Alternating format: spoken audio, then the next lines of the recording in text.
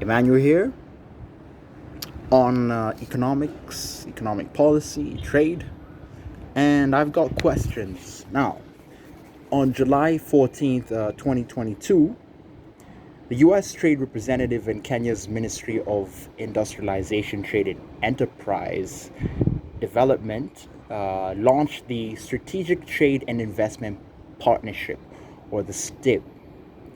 Now, what the STIP is it's the process, you could say, the process of negotiation for uh, a trade, looking for a trade agreement, looking for opportunities for Kenya and the United States in trade. What's significant about the STIP? Well, as Kenya has graduated from, I believe it was the low middle income. Uh, well, let me put it this way. Kenya's per capita income places it outside the bracket of countries that can be considered for certain types of trade concessions, right? That poorer countries are given, right?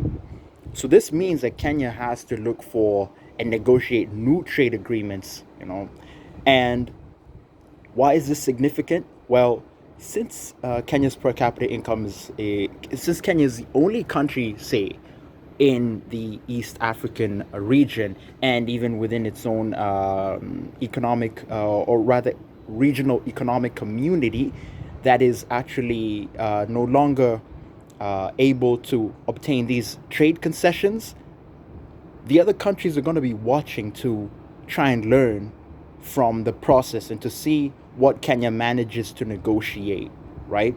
There are many issues surrounding this. One of them is you go ahead and negotiate these new agreements. What does that mean for the agreements and the institutions already that Kenya participates in the region, right?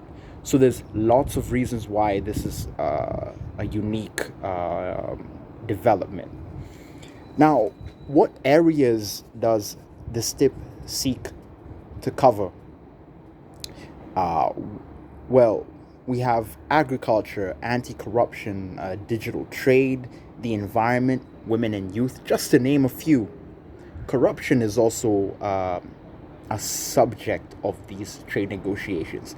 Who chose the topics? Well, as I understand, the areas of these are areas that the United States is specifically interested in, and both have, over a period of negotiations, come to agree that, okay, these are the areas in which we want to negotiate. So, of course, the United States did put out its own concerns and welcome the public for comments. And so we can go over a few of these areas and just try to understand what it is we could expect. Starting off with agriculture. Now, Kenya's economy is mostly agrarian. Yes, the services sector has grown, but Kenya's economic structure has been undergoing a change that has become very typical of many other sub-Saharan countries, which is the servicification of the economy. Right, you have a lot of new. The services sector is growing, but the complexity of the sector itself and the subsectors is not really changing much. And one way to suss that up, one way to explain that, is that Kenya isn't really growing in its manufacturing output. So, what do we have on the agriculture concern? Well, food security and sanitary and phytosanitary measures are the agricultural negotiating concerns highlighted by the U.S. Trade Representative. And what this basically means is that the United States would like to see certain measures implemented that ensure that internationally traded foods are safe to eat, right? That is the sanitary measures. Phytosanitary measures relate to the spread of plant diseases, in preventing the spread of plant diseases during trade. Now, what we could say here is this: There's a lot of talk about food security and food sovereignty, right, in many different corners. And of course, Kenya is actually in the throes of drought. Many are enduring severe hardship. Why? One, from an economic perspective, food. Well, Kenyans are those who are starving, those who are enduring hardship in relation to their access to food are enduring this hardship because they simply don't have the means to demand for food. It's an income problem, right? It is not a supply problem. So let's have an example. Dropping, let's say, airdropping food, right? Transporting food, food aid does not exactly mitigate the, the issue, right?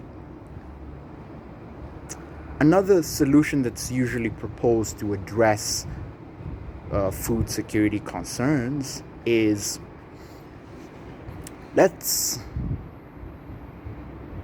let's seek something that they call food sovereignty, right? Agricultural sovereignty. And what they're basically saying, proponents of such policies, is that a country should be able to produce all the food that it consumes. And there are many arguments that they propose in support of that. They say things like, look,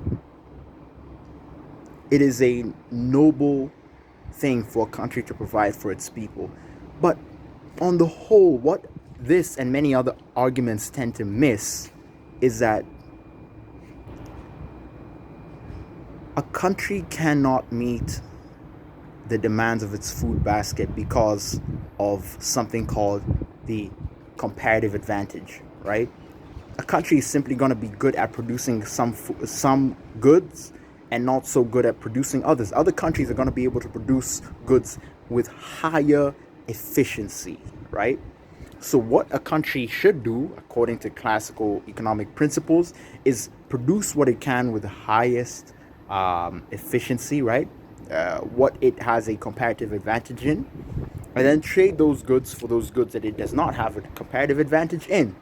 I mean, there's many things we can say here. For example, why food sovereignty and not clothing sovereignty, or not smartphone sovereignty? So fundamentally, to solve problems of people basically lacking food is to raise their income. This means interventions that continuously raise their productivity. So that's the long-term solution. In the short term, what a state could do is to have funds ready that it can disperse this, to those facing severe food shortages. By giving them injections of cash, they can then go to the marketplace and actually get the food that they need. Because you do that and you actually incentivize also entrepreneurs to take food to where it's needed, to the market, and you give those consumers who are lacking the means to absorb the shock in the short term, right? We can always say more on that, but we'll leave it at that. But the key takeaway for agriculture is that food sovereignty is a non-starter economic policy. Now, food security, on the other hand, which can be defined as both, I think, in terms of access to food and the availability of food. Now, that's a different question, right? You're talking about ensuring that the marketplace can supply food and that people have the means to actually demand for the food, right? To purchase the food.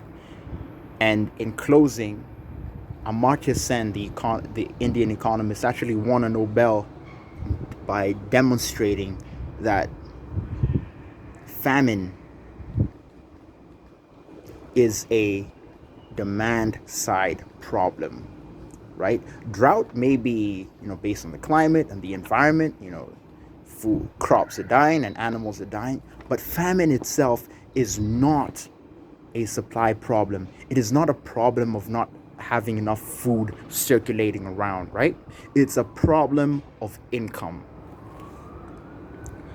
Now, the next point here is anti-corruption. Now, the U.S.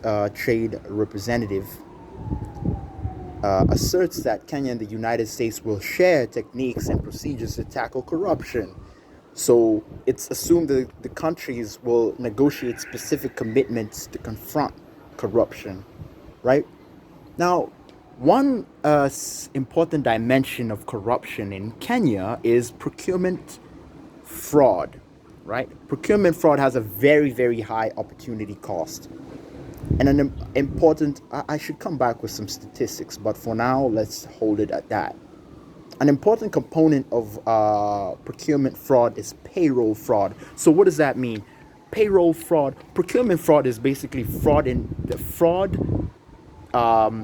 Say you have a state organ that puts out a tender notice, right?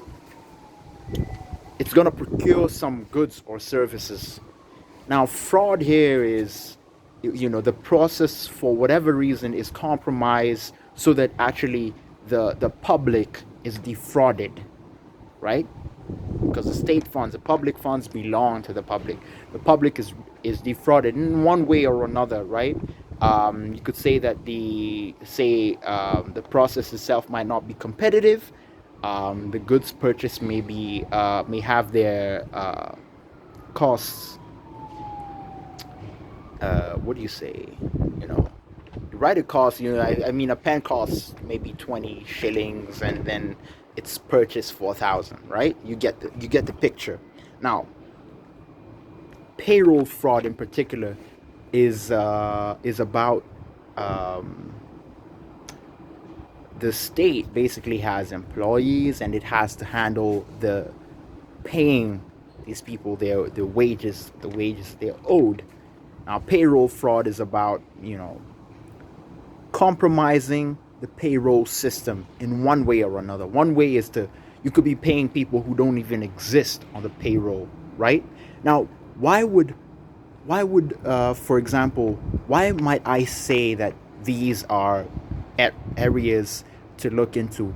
Because the fact that it's a form of centralized corruption, which means it's corruption that is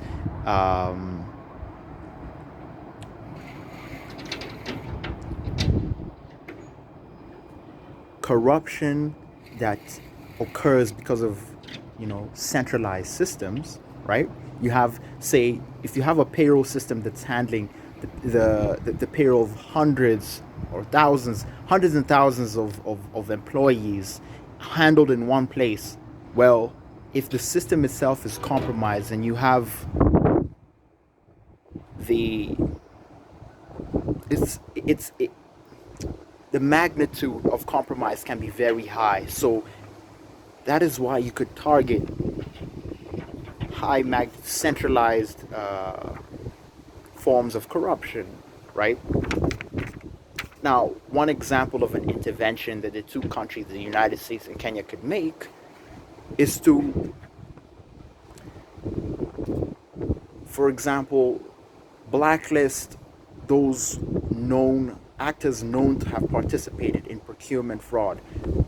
You could have a form of amnesty for them too, where maybe good behavior gets you off the list, but essentially you want to disincentivize those who are repeat offenders defrauding the state. Now, another area of concern here is digital trade.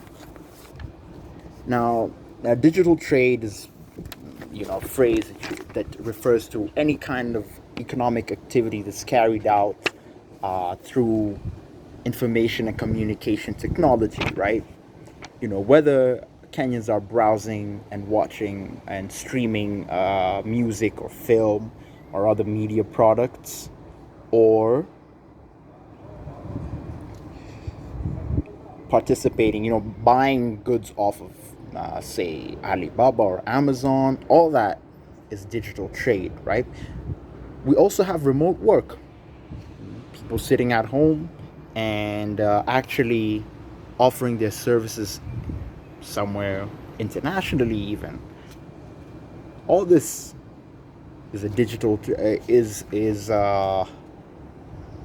trade. Now,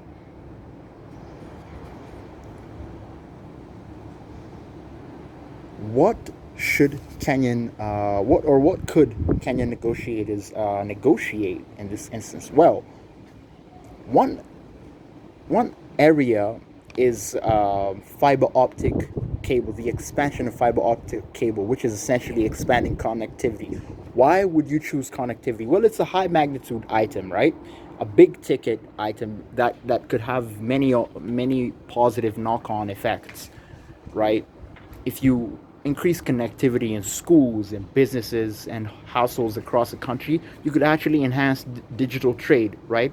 You know, imagine that individuals could, what do they call it? Digital commuting. You know, you could work away maybe in different interesting remote areas, say, or different schools could have access to the internet, and just the not the effects that could have on education, for example, are, you know, it's up to the imagination, right? So investments in fiber optic cables and other digital infrastructure, that, you know, before doing the analysis, sitting down to the analysis, that's one area that could have very positive effects, right? Another area is education itself. It's been basically stated hundreds of times that, you know, we're going deeper into the digital age, and you want to equip the future workforce with the skills to participate. Now, I will end this here and explore this tip further in another video, just to keep it short. Emmanuel here on economics, and I've got questions. All right.